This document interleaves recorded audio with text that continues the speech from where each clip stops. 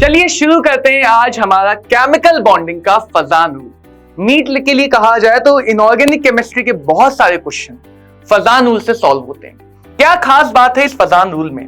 Chemistry, physics, science में हमेशा ऐसा होता है कि हमारे ख्वाबों की दुनिया अलग है और वास्तविकता वाली दुनिया अलग है।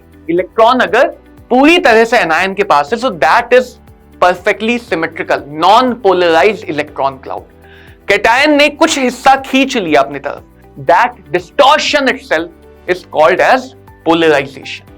नाइट्रेट, कार्बोनेट, सल्फेट, इन सब के लिए आयोनिक कैरेक्टर फजान रूल से कंपेयर करेंगे। ऑक्साइड, क्लोराइड, हैलाइड्स, नाइट्राइड, इन सब के लिए थर्मल स्टेबिलिटी, लैटिस एनर्जी से कंपेयर करेंगे कि आयोनिक बॉन्ड ज्यादा स्ट्रॉन्ग है कोवेलेंट कैरेक्टर से, तो आयोनिक बॉन्ड आने से कहीं ना कहीं स्ट्रेंथ बढ़ेगी, कहीं ना कहीं स्टेबिलिटी बढ़ेगी। तो अगर आप PYQs उठा के देखेंगे तो फजान रूल हमेशा एस ब्लॉक के साथ जुड़ के क्वेश्चन बनाता है कि कैटायन पावरफुल होना चाहिए, एनायन वीक होना चाहिए, तो उस केस में तुम्हें कोवेलेंट कैरेक्टर ज्यादा मिलेगा। हेलो चैंपियंस, मेरा नाम है कमल शर्मा और स्वागत है आपका infinity learn by Shri Chaitanya पे। तो चलिए शुरू करते हैं आज हमारा केमिकल बॉन्डिंग का फजान रूल। तो बच्चों, ये फजान रूल में ऐसा क्या है और क्यों ये इतना खास है? नीट के लिए कहा जाए तो इनऑर्गेनिक केमिस्ट्री के बहुत सारे क्वेश्चन फजान रूल से सॉल्व होते हैं।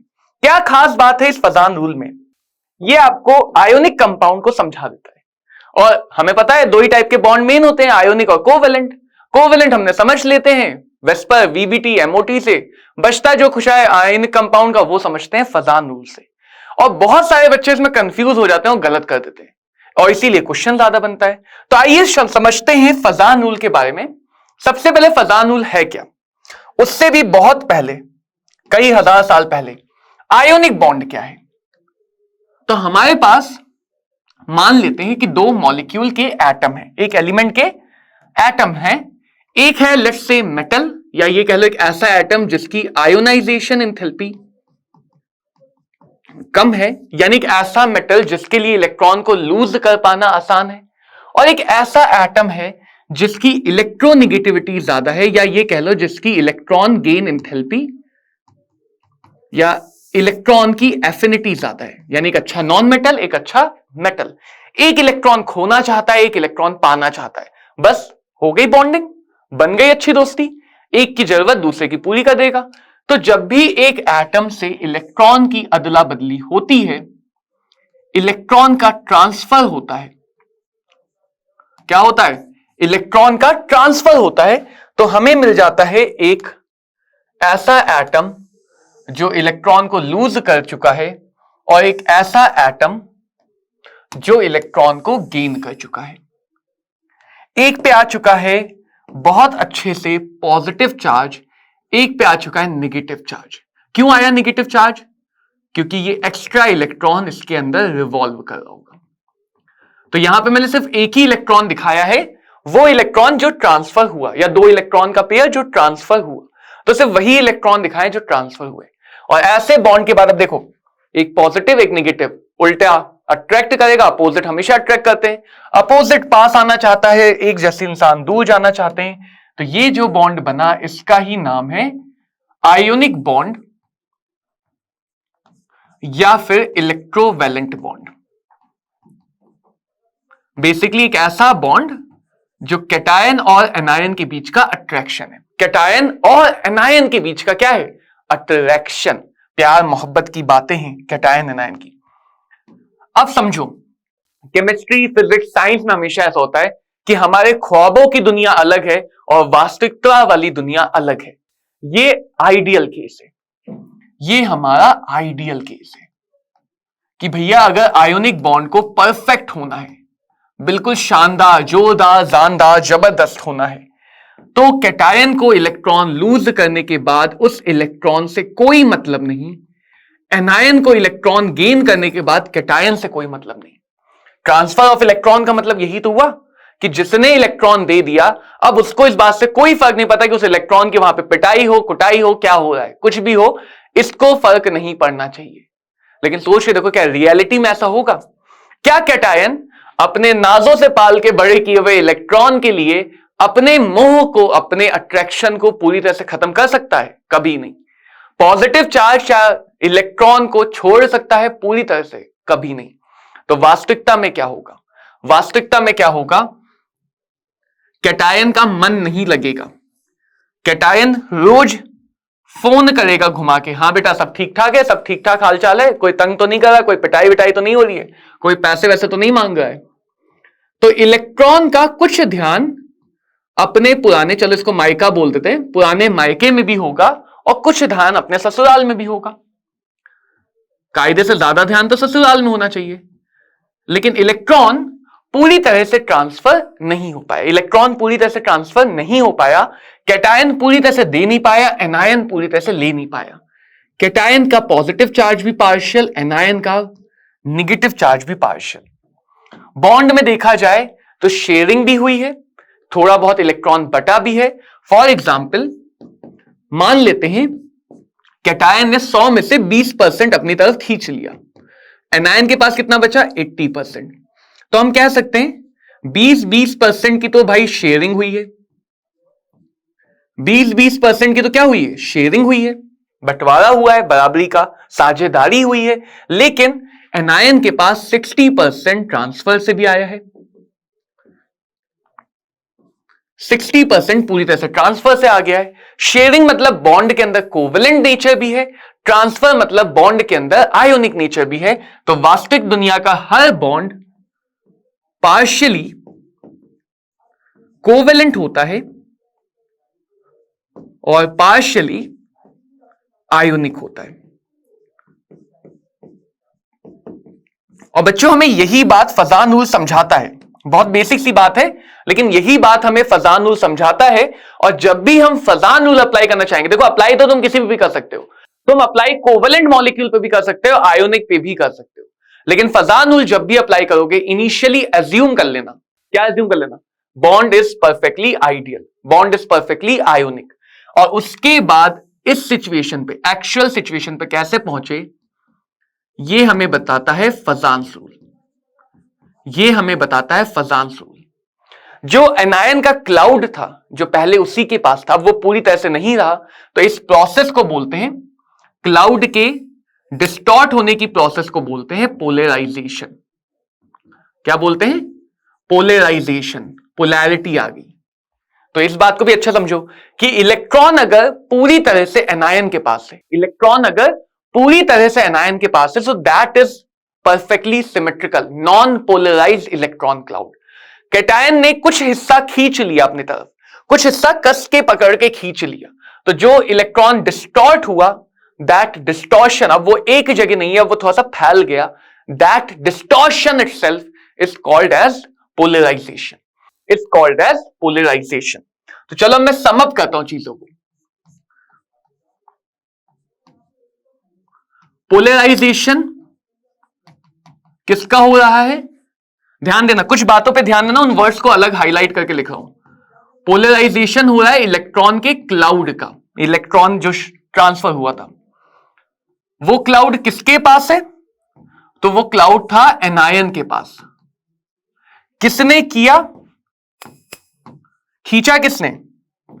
कैटायन ने। अगर ज्यादा खींचेगा, अगर ये पोलराइजेशन ज्यादा खींचेगा, इलेक्ट्रॉन जितना खींचेगा उतना शेयरिंग में आया नहीं आया, क्योंकि देखो अगर खींचे ना, इसीलिए कहा पहले आयोनिक मान लेना, अगर खींचे ना तो बहुत बढ़िया आयोनिक बॉन्ड, अगर कैटायन ना खींच पाए तो बहुत बढ़िया आयोनिक बॉन्ड। कैटायन खींचने में सफल हो गया तो इसका क्या मतलब हुआ? अब इलेक्ट्रॉन बट गया, बटने का मतलब शेयरिंग, शेयरिंग का मतलब कोवेलेंट कैरेक्टर, बटने का मतलब शेयरिंग, शेयरिंग का मतलब कोवेलेंट कैरेक्टर। तो जितना ज्यादा कैटायन खींचेगा उतना ज्यादा बच्चा लोग यहां पे, उतना ज्यादा यहां पे क्या मिलेगा? Covalent character. बहुत से बच्चे इसी बात में कंफ्यूज कर जाते हैं। क्या कंफ्यूजन हो जाता है उन्हें कि सर पोलराइजेशन का मतलब तो पोलर, पोलर का मतलब प्लस माइनस, और प्लस माइनस तो आयोनिक बॉन्ड में आता है, तो वो सोच लेते हैं पोलराइजेशन मतलब आयोनिक कैरेक्टर। नहीं नहीं भाई नहीं, पोलराइजेशन का मतलब यहां पे प्लस माइनस आने से ज्यादा क्लाउड के खिंचने का है। वो क्लाउड जो पहले एक जगह था वो अब फैल गया। अगर क्लाउड फैल गया तो दो में बट गया। बट गया इसका मतलब कोवेलेंट कैरेक्टर शेयरिंग। तो ये ध्यान रखना कि दिस पोलराइजेशन मतलब कोवेलेंट कैरेक्टर। जैसे ठंडा मतलब कोका कोला, वैसे ही पोलराइजेशन मतलब कोवेलेंट कैरेक्टर। पोलराइजेशन का मतलब कोवेलेंट कैरेक्टर। पोलराइजेशन का मतलब covalent character. And this very simple thing is called as Fajans rule. यही है फजान का रूल कि अगर किसी भी केस में, किसी भी बॉन्ड की सिचुएशन में आयोनिक कैरेक्टर आया था और फिर क्लाउड का पोलराइजेशन हो गया तो बॉन्ड के अंदर कोवेलेंट कैरेक्टर इंट्रोड्यूस हो जाएगा। फजान रूल हमें यही समझाता है, फजान भैया का नियम हमें यही समझाता है। क्या समझाता है? Covalent character in an ionic bond. एक आयोनिक बॉन्ड में कोवेलेंट कैरेक्टर कैसे आया, यही बात हमें फजान रूल समझाता है। तो यानी जब भी तुम फजान रूल से कंपेयर करोगे, सबसे पहले किससे कंपेयर करोगे? सबसे पहले कोवेलेंट करोगे। अगर मान लो आयोनिक भी कंपेयर करना है तो कोवेलेंट कंपेयर करने के बाद उसका उल्टा आयोनिक कैरेक्टर हो जाएगा। कोवेलेंट करने के बाद उसका उल्टा आयोनिक कैरेक्टर हो जाएगा। अब कैटायन को क्या करना है? छीनना है। जैसे चोर पर्स छीनता है, चोर एक पर्स छीनता है, नहीं छीनता कि कोई जा रहा है अकेले उसका पर्स पकड़ के खींच रहा है, तो कैटायन को वो खींचना है। खींचने के लिए चाहिए power. So that is called as polarisation power. That is called as polarisation power. कितनी ताकत लगा के, कितना स्ट्रेंथ से, कितने स्ट्रांगली कैटायन इलेक्ट्रॉन को खींच सकता है। किससे खींचना है? एनायन को। जिसको खिंचवाना है उसके लिए मेजर करते हैं पोलराइजेबिलिटी। पोलराइजेबिलिटी। तो अगर मैं इसको समअप कर दूं, इसको समअप कर दूं,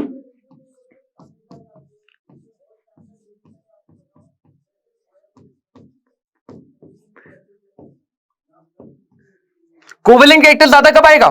फटाफट सोचो, फटाफट सोचो, कोवेलेंट कैरेक्टर ज्यादा कब आएगा? सर जब कैटायन खींच पाएगा। कैटायन को खींचना है, कैटायन शुड बी ताकतवर, जिम विम जाता हुआ कैटायन होना चाहिए, शक्तिशाली। एनायन कैसा होना चाहिए? एनायन से खींचना है, एनायन को रोक नहीं। अगर एनायन ने रोक लिया तब तो गड़बड़ हो गई। ये खली बन के गए थे, सामने अंडरटेकर मिल गया, अब तो कुछ भी हो सकता है ना? तो एनायन को कैसा होना चाहिए? एनायन को होना चाहिए वीक, कि ये खली बन के जाए, सामने सामने कौन खड़ा है? स्पाइडरमैन, किसी को भी कह दो, बट एनायन को वीक होना चाहिए। कैसा होना चाहिए? वीक होना चाहिए। Anion should not be able to resist. तो एनायन की पोलराइजेबिलिटी ज्यादा होनी चाहिए। पोलराइजेबिलिटी का मतलब कितनी आसानी से खींच जाएगा। कैटायन की पोलराइजेशन पावर ज्यादा होनी चाहिए। किसी भी चार्ज की strength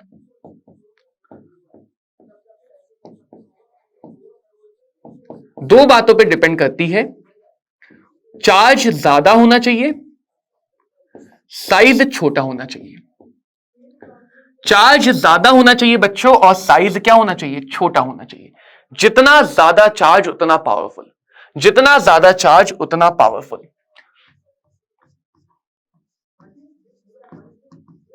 so cation should be strong.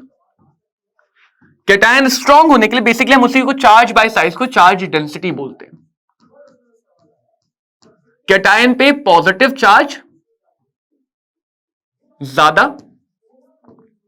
उसका साइज छोटा। पॉजिटिव चार्ज ज्यादा और साइज क्या होना चाहिए? छोटा। छोटा कैटायन आसानी से खींच लेगा। और बच्चों एनायन को कैसा होना चाहिए? नेगेटिव वाले को, नेगेटिव वाले को वीक होना चाहिए। वीक होने के लिए उसका साइज बड़ा होना चाहिए। उसका साइज बड़ा होना चाहिए। चार्ज से नहीं देखते, साइज से कॉमनली देखते हैं। बट कैटायन की चार्ज डेंसिटी शुड बी ज्यादा, एनायन की चार्ज डेंसिटी शुड बी कम। इन तीनों कंडीशन में हमें बॉन्ड में कोवेलेंट कैरेक्टर ज्यादा मिलेगा। कोवेलेंट कैरेक्टर ज्यादा मिलेगा। अब इसका हमारा फंडा क्या है, इसका बाहुबली फंडा क्या है, ब्रह्मास्त्र क्या है, शॉर्ट में याद कर लो SCLA कोवेलेंट, स्क्ला कोवेलेंट। स्क्ला कोवेलेंट, छोटा कैटायन लार्ज एनायन, छोटा कैटायन बड़ा एनायन तो कोवेलेंट ज्यादा, तो ऐसे याद रख सकते हैं स्क्ला कोवेलेंट, स्क्ला कोवेलेंट, स्क्ला कोवेलेंट, स्क्ला कोवेलेंट। स्क्ला कोवेलेंट का मतलब छोटा कैटायन बड़ा एनायन तो कोवेलेंट कैरेक्टर ज्यादा। समझ में आई बात? यही छोटी सी बात भैया हमारी फजान रूल है, यही छोटी सी बात क्या है, फजान का नियम। अब इसका एक एग्जाम्पल दिखाता हूं, फिर तुम्हें और बातें समझाता हूं। मान लो तुम्हें कंपेयर करना है एल्कली मेटल्स की क्लोराइड में।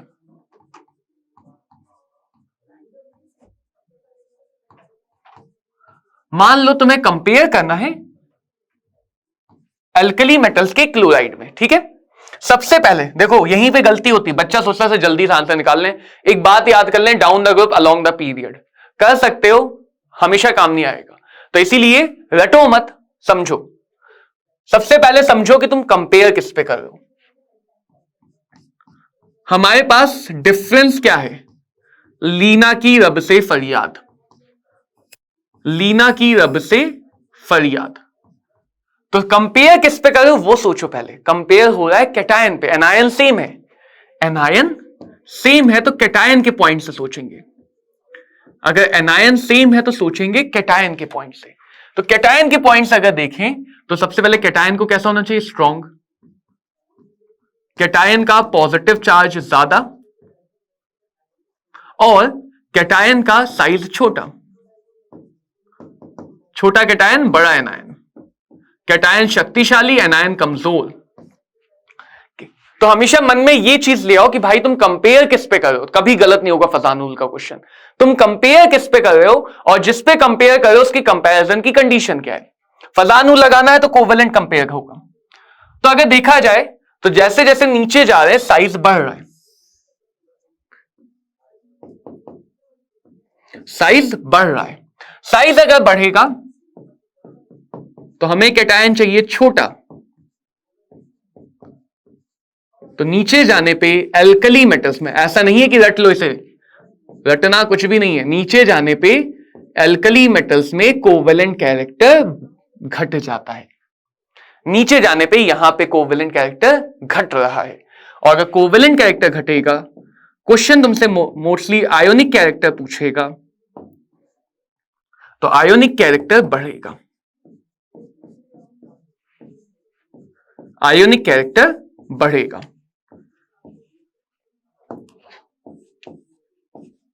तो नीचे जाने पे कोवेलेंट कैरेक्टर घट रहा है और आयोनिक कैरेक्टर बढ़ रहा है। समझ में आई बात? क्या सबको ये बात समझ में आ गई? तो ये हुआ हमारा फजानुल का कंपैरिजन। अब एक बार इसको देखो, आंखें बंद करो और फिर सोचो कि कैसे हमने डिसाइड किया, क्या काम किया, कैसे हमने फजानुल को एस्टेब्लिश किया। एक और एग्जांपल दिखाते हैं।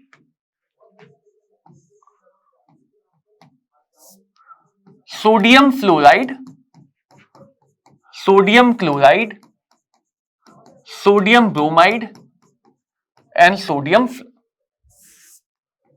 आयोडाइड। देखो यहां पे कैटायन क्या है, सेम है। कैटायन कैसा है, सेम है।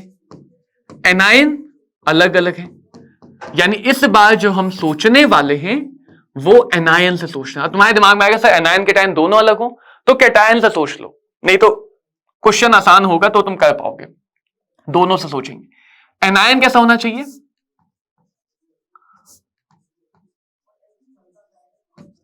एनायन बड़ा होना चाहिए। तो जिस भी क्राइटेरिया पे तुम डिफाइन कर रहे हो वो तुम्हें पता होना चाहिए। नीचे जाने पे साइज बढ़ रहा है, यानी किस एनायन से खींचना आसान होगा, I- से। तो या तो ऐसे याद रखो कैटायन को खींचना है, एनायन से खींचना है, एनायन को खिंचवाना है, तो स्ट्रेंथ सोच लो या डायरेक्टली बातें याद रखो। तो यहां पे अगर देखें तो जो कोवेलेंट कैरेक्टर है नीचे जाने पे हेलोजन्स फैमिली में बढ़ेगा। देख लो, एल्कली मेटल्स में नीचे जा रहे थे, कोवेलेंट कैरेक्टर घट रहा था। यहां पे नीचे जा रहे हैं, कोवेलेंट कैरेक्टर बढ़ रहा है, कोवेलेंट कैरेक्टर बढ़ रहा है। आयोनिक कैरेक्टर घटेगा।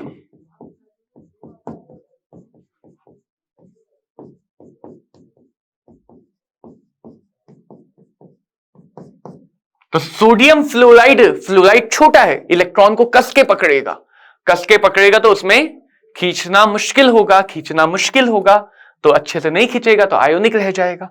तो सोडियम फ्लोराइड आयोनिक ज्यादा है, और इधर देखें तो सीजियम क्लोराइड आयोनिक ज्यादा है। पॉजिटिव चार्ज में नीचे जाने पे आयोनिक कैरेक्टर बढ़ेगा, नेगेटिव फैमिली में नीचे जाने पे आयोनिक कैरेक्टर घटेगा। तो ये चाहो तो समअप के लिए याद रख सकते हो। तो इसीलिए मैंने बोला रटोगे तो कंफ्यूजन आना तय है, रटो मत, समझो।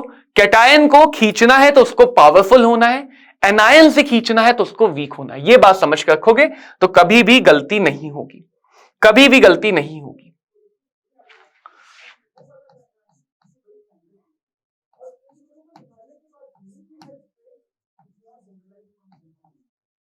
अब अगला फंडा क्या है जो तुम्हारे क्वेश्चन हेल्प कराएगा।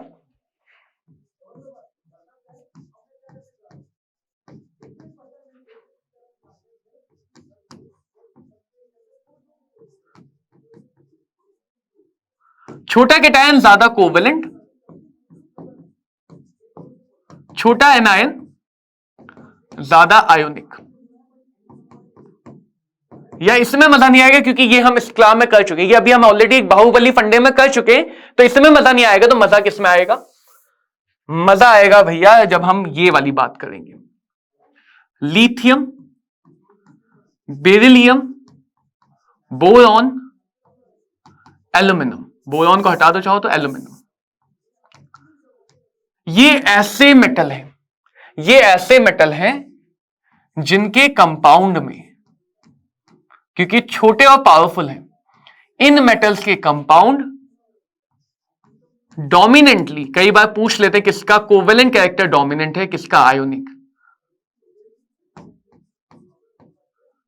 इनके कंपाउंड डोमिनेंट कोवेलेंट है, इसीलिए डाइमराइज करते हैं। लेकिन इन्हीं के फ्लोराइड, क्योंकि फ्लोराइड अच्छे से आयोनाइज नहीं होगा, इन्हीं के फ्लोराइड में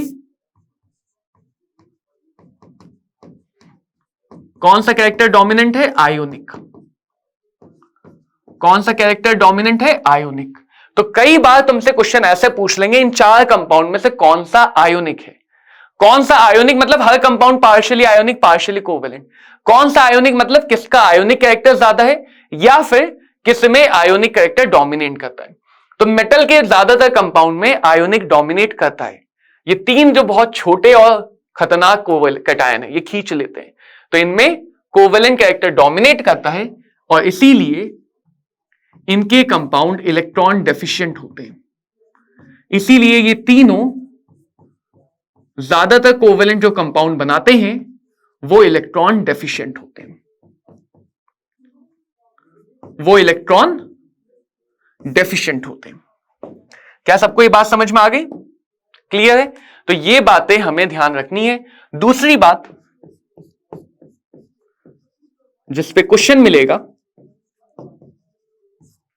क्या है फंडा?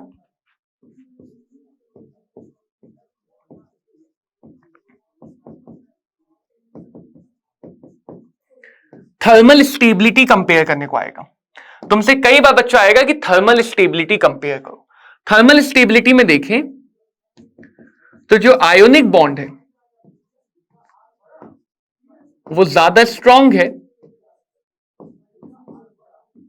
किससे? कोवेलेंट बॉन्ड से। आयोनिक बॉन्ड ज्यादा स्ट्रांग है किससे? कोवेलेंट बॉन्ड से। यानी एक सीधा सीधा फंडा दिमाग में आता, सर आयोनिक कैरेक्टर ज्यादा तो बॉन्ड स्ट्रांग बनेगा तो स्टेबल होगा। नहीं, रुको यहीं पे, तभी तो फंडा है।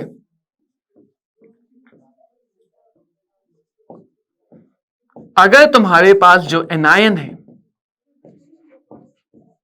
वो एक से ज्यादा एटम वाला है तो उसके लिए कंपेयर करते हैं आयोनिक कैरेक्टर पे। अगर तुम्हारा एनायन सिंगल एटम वाला है तो उसके लिए कंपेयर करते हैं लैटिस एनर्जी से। और यहीं पे फंडा आ जाता है कि तुम्हें ध्यान रखना है कि किसके लिए कौन सा फैक्टर ज्यादा स्ट्रांग है। स्टेबिलिटी, थर्मल स्टेबिलिटी मतलब टेम्परेचर देने पे टूटेगा या नहीं टूटेगा, तो दोनों फैक्टर कंट्रीब्यूट करते हैं, दोनों तुम देखोगे एक तरह से चेंज होंगे। अभी दिखाते हैं एग्जांपल, अभी इस फंडे पे एग्जांपल दिखाते हैं। देखो, lithium carbonate, sodium carbonate, potassium carbonate, तीन ही ले लेता हूं। Lithium chloride, sodium chloride, potassium chloride, ठीक है। अगर मैं देखूं ionic character, ionic character, cation अलग अलग है, स्क्ला लगा दो, छोटा कैटायन बड़ा एनायन कोवेलेंट, सीधे लगा लो। कैटायन अलग अलग है, छोटा कैटायन ज्यादा आयोनिक, ज्यादा कोवेलेंट, कम आयोनिक। छोटा कैटायन ज्यादा कोवेलेंट, कम आयोनिक, ज्यादा कोवेलेंट, कम आयोनिक, राइट। और लैटिस एनर्जी कैसे कंपेयर करते हैं सर? लैटिस का मतलब चार्ज की potential energy, electrostatic potential energy. So lattice energy compare होती है Q1 Q2 बाय आर पे। Q1 Q2 बाय आर यानी चार्ज ज्यादा, साइज छोटा। फिर से वही बात, छोटे वाले की लैटिस एनर्जी ज्यादा होगी, छोटे वाले की लैटिस एनर्जी ज्यादा होगी, बड़े वाले की लैटिस एनर्जी कम होगी। अगर Q1 Q2 चार्ज का प्रोडक्ट सेम है, चार्ज यहां सब पे +1 -2, तो Q1 इंटू Q2 सबके लिए सेम है। देख रहे हो, यहां पे आओ, आयोनिक कैरेक्टर सेम, छोटा कैटायन ज्यादा कोवेलेंट, छोटा कैटायन ज्यादा कोवेलेंट, लैटिस एनर्जी सेम, छोटा कैटायन छोटा एनायन ज्यादा लैटिस एनर्जी, साइज जितना छोटा उतनी ज्यादा लैटिस एनर्जी। लैटिस स्ट्रांग होगा, लैटिस एनर्जी ज्यादा मतलब लैटिस स्ट्रांग होगा। तो देखो, दोनों केस में आयोनिक और लैटिस एनर्जी का ट्रेंड उल्टा है। आयोनिक कैरेक्टर को सोचे तो पोटेशियम कार्बोनेट स्ट्रांग होना चाहिए, एनर्जी वाइज सोचे तो लिथियम कार्बोनेट स्ट्रांग होना चाहिए। यहां पे आयोनिक कैरेक्टर वाला ट्रेंड डोमिनेट करेगा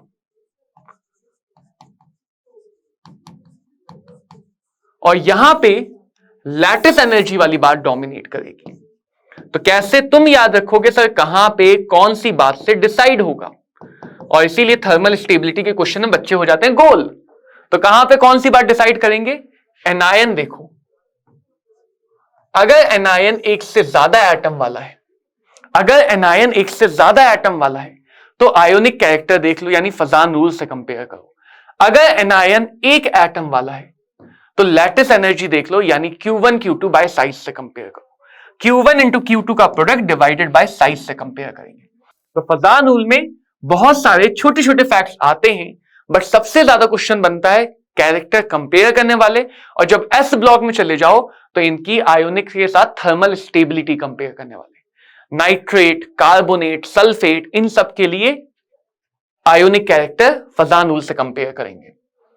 ऑक्साइड, क्लोराइड, हैलाइड्स, नाइट्राइड, इन सब के लिए थर्मल स्टेबिलिटी लैटिस एनर्जी से कंपेयर करेंगे।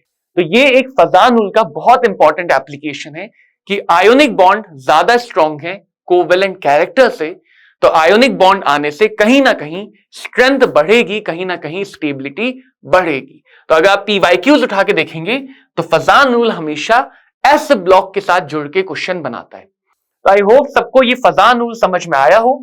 एक बार मैं समराइज कर दूं तो समरी के लिए तुम्हें यह बात ध्यान रखनी है,